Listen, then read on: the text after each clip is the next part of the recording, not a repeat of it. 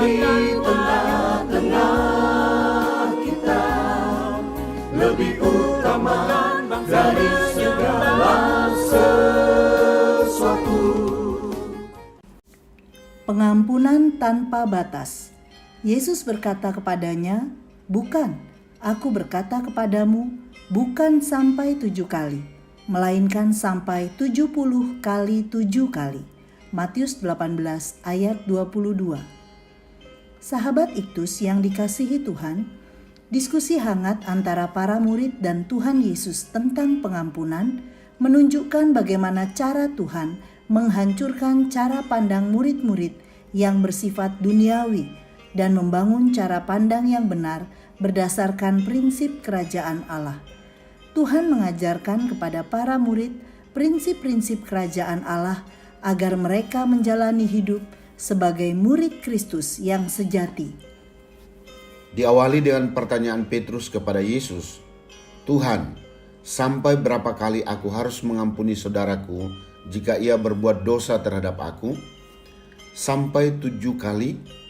Menanggapi pertanyaan Petrus, Yesus memberi jawaban, "Bukan sampai 7 kali, melainkan sampai 70 kali 7 kali." Menunjukkan jumlah yang tidak terbatas tentang pengampunan Tuhan kepada manusia, tetapi juga pengampunan manusia kepada sesamanya. Beberapa prinsip rohani akan kita renungkan bersama. 1. Pengampunan yang tidak terbatas dari Tuhan kepada manusia, ayat 21-27. Kisah tentang seorang raja yang menghapuskan hutang hambanya adalah gambaran tentang pengampunan Tuhan yang tidak terbatas. Kemurahan hati sang raja kepada hambanya yang berhutang 10.000 talenta hanya karena belas kasihan semata. Setiap dosa yang kita perbuat adalah hutang terhadap Allah. Inilah gambaran hutang dosa manusia sebagai pelanggaran hukum Allah, dan seharusnya menerima hukuman atas pelanggaran itu. Roma 6 ayat 23. 10.000 talenta menunjukkan betapa besar dosa kita terhadap Tuhan. Jika dihitung jumlah itu pada masa kini, 1 talenta sama dengan 6.000 dinar. 1 dinar sama dengan upah sehari buruh, kurang lebih 150.000. Adalah 9 triliun rupiah. Angka yang besar ini menunjukkan hutang dosa kita begitu besar sehingga kita pun tidak mampu membayarnya. Semua orang telah berbuat dosa, Roma 3 ayat 23. Berarti kita semua telah bangkrut dan tidak mampu lagi melunasi hutang dosa kita. Pengorbanan, persembahan, dan perbuatan baik kita tidak cukup untuk melunasi hutang itu. Allah yang Maha Pengampun selalu bersedia dengan belas kasih-Nya mengampuni dosa setiap orang yang merendahkan diri di hadapannya. Belas kasih Allah dinyatakan melalui pengorbanan anaknya yang tunggal di kayu salib. Belas kasihan yang akhirnya memberikan pembebasan dan penghapusan dosa bagi hamba yang berhutang itu. Ayat 27. Pengampunan yang tidak terbatas diberikan Tuhan kepada manusia di atas dasar kasih yang tidak terbatas dalam pengorbanannya. 2. Pengampunan yang terbatas dari manusia kepada sesama manusia. Ayat 28-35. Kisah selanjutnya tentang kekejaman hamba tersebut terhadap sesama hamba yang lain. Jumlah hutang hamba yang lain adalah 100 dinar, seharga 15 juta rupiah. Hamba yang jahat itu menangkap dan mencegik kawannya. Teguran tuannya, "Hai hamba yang jahat." Bahasa Yunani yang dipakai adalah kata poneros, yang berarti hamba yang hitung-hitungan atau tidak tahu diri. Raja itu menarik kembali pengampunannya, ayat 34, dan menyerahkannya kepada algojo-algojo sampai ia melunaskan seluruh hutangnya. "Maka Bapakku yang di surga akan berbuat demikian terhadap kamu." Ayat 35. Pengampunan adalah sebuah keharusan. Kita harus mengampuni dengan segenap hati karena kita telah menerima pengampunan yang tidak terbatas dari Tuhan.